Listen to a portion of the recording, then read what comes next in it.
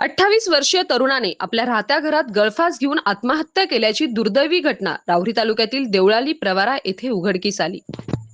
या घटनेमुळे परिसरात प्रचंड खळबळ उडाली असून नागरिकांमधून हळहळ व्यक्त केली जात आहे। शुभम बाबासाहेब खांदे वय 28 वर्ष हा तरुण राहुरी तालुक्यातील देवळाली प्रवरा येथील लाख रोड लगत असलेल्या खांदे वस्ती येथे कुटुंबासह राहत होता।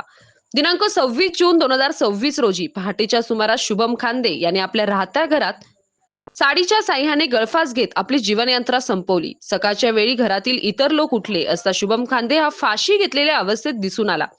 घटनेची माहिती मिळताच हवालदार हनुमंत आव्हाड व रुग्णवाहिका चालक रवींद्र देवगिरे यांनी घटनास्थळी धाव घेतली। स्थानिक तरुणांच्या मदतीने शुभम खांदे यांना तातडीने राहुरी ग्रामीण रुग्णालयात दाखल करण्यात आले, मात्र डॉक्टरांनी उपचारापूर्वीच त्याला मृत घोषित केले। त्यानंतर शुभम खांदे याच्या मृतदेहावर राहुरी येथील ग्रामीण रुग्णालयात शवविच्छेदन करण्यात आले। त्यानंतर मृतदेह नातेवाईकांच्या ताब्यात देण्यात आला।